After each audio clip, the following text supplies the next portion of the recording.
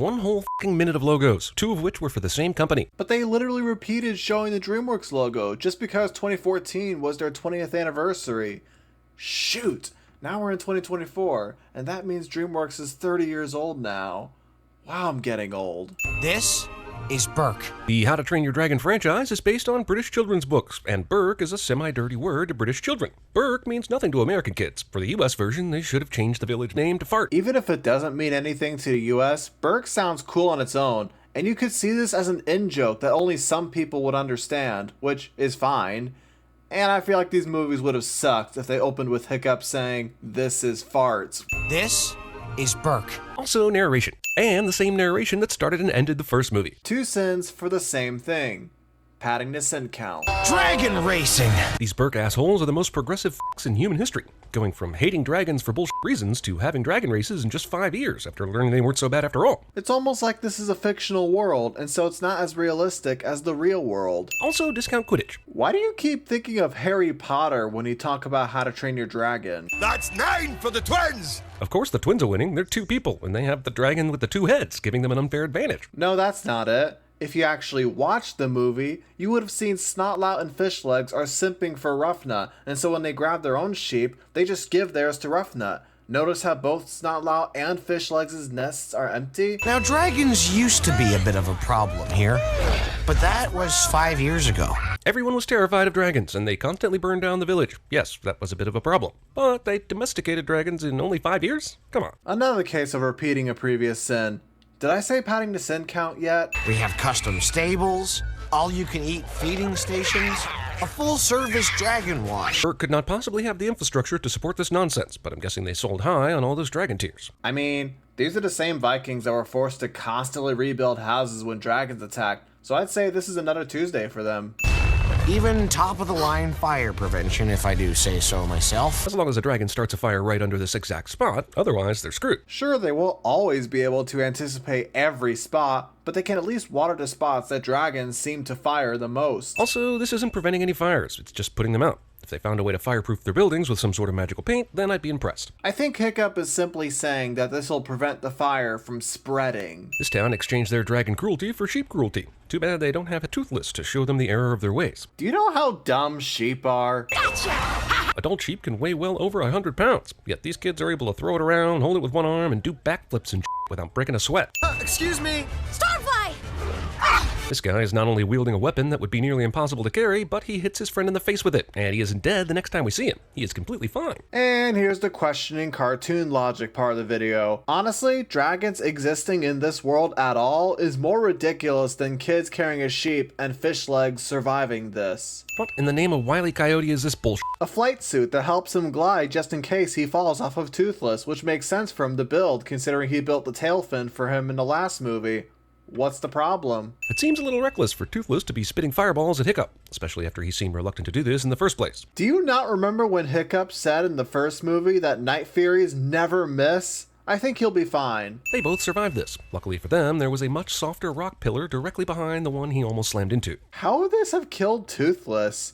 And he was holding Hiccup under his wings, so that's how he's alive. Astrid manages to find Hiccup in this uncharted area Hiccup and Toothless crashed into. It couldn't have anything to do with the fact that this exact scenario has presumably happened multiple times in the giant rock formation that Toothless destroyed, could it? 76 seconds of flirting youths. 2 seconds of pointing things out on the screen. I know that I'm not my father, and I never met my mother, so what does that make me? Hiccup tossing in this bit about never knowing his mother has less to do with him knowing who he is and more to do with letting the viewers who didn't see the first movie know because it's important to the story later. Okay, cool. But would he have preferred Valka to never be mentioned then? And this exposition was some of the less clunkiest I've seen. The Emerald City! Or did the Wizard of Oz merge with the Fortress of Solitude? What happened here? I know what happened. Elsa got banished again. Viking lightsaber. Literally 3 sins of Jeremy just making a bunch of arbitrary movie references. How do you suppose we explain this mess to Drago Bloodfist? Drago what fist? Pretty rich of a dude named Hiccup from Burke to make fun of anyone's name. Also, both Drago's parents and ancestors are assholes. Also pretty rich coming from you, who was making fun of Hiccup's name in the first movie and just made fun of Drago's name right now. We'll follow those trappers to Drago, and talk some sense into him. Why is it that the heroes of these movies always think that the guy described as a madman sounds like someone you can talk sense into? That is something the movie itself says. Hiccup changed Stoic in the last movie and so thought he could do the same with Drago, only to learn that some people are just bad. You could even argue Hiccup's arrogance gets Stoic killed. You are using the movie's own critique against an in-universe character. Hiccup's mother is wearing her Grand Wizard of Dragons mask because when she goes flying around, she needs to look potentially evil. I feel like that was the point. There are dragon hunters that want to capture the same dragons she protects, so this is used to intimidate them. Toothless doesn't drown twice in this series. Why should he have this time? He was able to swim up to the surface and grab onto a block of ice to help him float. I wonder why he didn't show that scene. Gasp! She recognizes Hiccup's small, basically unnoticeable scar that no one has ever mentioned before. Well, the scar was actually there in the first movie, so this isn't a cheat. Also, Mom knows who her kid is after last seeing him as a baby and because of a scar that she forgot about long ago because she was whisked away 5 seconds after he got it. It probably wasn't just a scar. After noticing how familiar it is, being at his chin, the same place it was where a cloud jumper scratched, she most likely looked closer at his face and saw how familiar it looks to that baby she had 20 years ago. And she even says, a mother never forgets. But a mother never forgets. So I guess we figured out what happened to Merida after the end of Brave. No need for Brave 2, Pixar. We're warning you. And instead of realizing this line helps explain the previous sin, Jeremy decided to compare this series to Brave for the second time in a row. This series doesn't even take place in Scotland. Stoic and Dauber conveniently happen along the hole in the ice where Toothless fell, where Hiccup's helmet is conveniently floating. Dauber?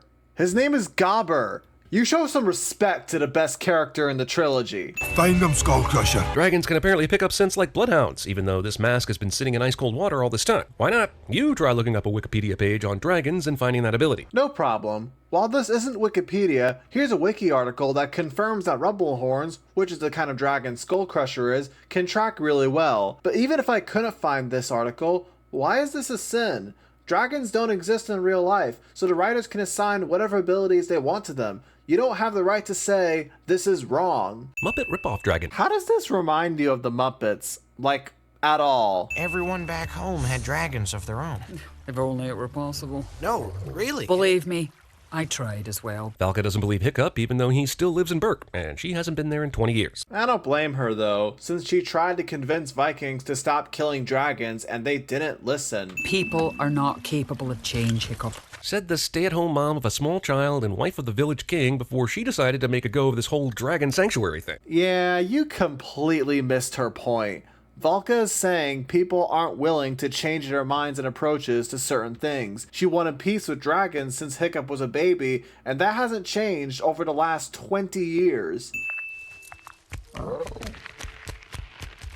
Every dragon has its secrets. And Valka just happens to know what they all are, and how to reveal them. She probably did something similar to other dragons, and I doubt she expected those scales specifically to pop out. They know we're missing, and they have tracking dragons. Astrid tells Drago that everyone from Burke is a dragon rider, along with specific information about the main characters, giving him an opportunity to attack them before they can attack Drago, making Astrid some sort of Bond villain/hero. This is Astrid underestimating Drago. She doesn't know he has an alpha to control dragons, and so is trying to scare him by telling him about dragon riders that can supposedly stop him. I think we did well with this one, Val. I think you did well, Stoic. Can you show what they're even talking about here?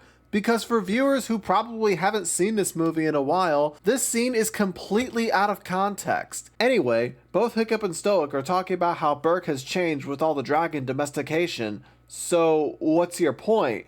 I think Hiccup did well too, if you ask me, and all of Burke in general. Will you be my wife once again? Marriage extortion. But they're already married.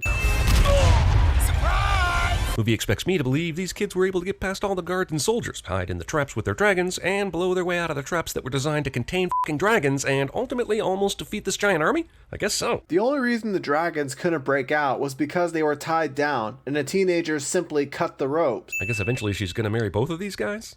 There's some adult themes, I'll tell you what. No, at the end of the movie, both of them just ignore her. Especially since this love triangle isn't brought up in the next movie. The Alpha. Now we have a fight. Drago is standing alone, talking to himself for most of this battle. Then it's a good thing I brought a challenger. You can totally kill Drago right now, by the way. Jeremy says Drago is talking to himself most of this battle while showing Drago summoning his Bewilderbeast. This movie suddenly got Godzilla, Pacific Rim, and Clash of the Titans on our asses. Even more arbitrary movie references. Yay. It takes more than a little fire to kill me. This is true of most Burke citizens. The dragon attacks in the first movie yielded no fatalities, and I'm pretty sure no one in this movie will be killed by fire either. Says this even though Stoic is literally killed by fire in this movie. Don't make a children's movie about dragons goring each other to death if you don't have the guts to show blood. Stabbing is already pushing it, and I think blood would raise this movie's rating. I guess there are other main characters fighting in this huge battle, but I guess they're not important, or they're flying around waiting for the movie to pay attention to them. Who knows? This feels like a bloody, confusing battle where nobody's dying. You know, Stoic literally dies in this battle, right? All of this loss.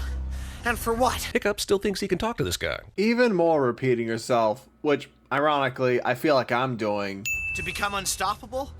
To rule the world? I mean, yeah. Yelling at the screen. Moments earlier, we saw Toothless's purple fireball completely obliterate several giant weapons. Yet when Stoic takes a Toothless fireball to the chest, he still remains entirely intact. And doesn't this refute the 2 times you claim nobody dies in these movies? Like, seriously, this makes you look even stupider that you show this. Get away from him! Even though it's totally obvious Toothless was mind-controlled, Hiccup decides to blame him for dumb and infuriating reasons. Hiccup just saw his dad die. He's emotionally distracted and so is taking his anger out on Toothless, since technically speaking, Toothless killed Stoic. Trust me, I'd do the same if I were in his position. He took all the dragons? Not all of them. Since they couldn't defeat Drago with hundreds of adult dragons, they're going to try and defeat Drago with a few baby dragons. And based on how much time is left in the movie and the kind of movie this is, they're probably going to succeed. That is not what happens. They just use the baby dragons to fly to Burke, and Hiccup then knocks the Alpha's control out of Toothless, and then Toothless challenges the Alpha by taking control of all the dragons. The babies do not help at all in this climax. But won't that Bewilderbeast just take control of these guys too? They're babies! They don't listen to anyone! Oh sure, let's just ride our hopes on that. Besides, this is mind control, not real communication, right? My best guess is that because the baby dragons don't have a fully developed brain, the Alpha isn't able to control them. You'd never hurt me. The real you is inside there somewhere, cliche. Well, he doesn't say those words specifically, but anyway, this isn't a cliche since it's still emotional. How are you doing that? Movie magic. Also, Drago is letting him do this instead of flying away, or making the alpha male make Toothless hit him with a fireball. There are several other better options, but Drago seems to be a huge fan of remaining stationary. CinemaSins left a particular scene out that would explain this. To summarize, Drago is underestimating Hiccup and doesn't believe this would work. He's not yours anymore. He belongs to the Alpha. But please, oh great Dragon Master, try to take him. He will not miss a second time.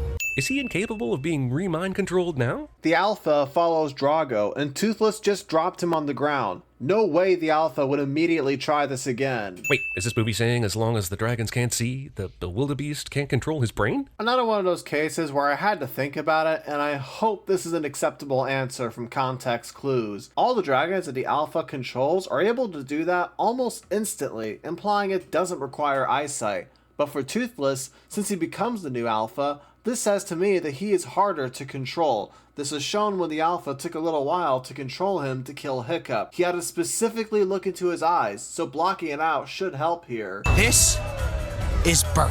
God damn it. And another sin for the movie repeating itself while you also repeated yourself. I'll say it one more time, padding the sin count.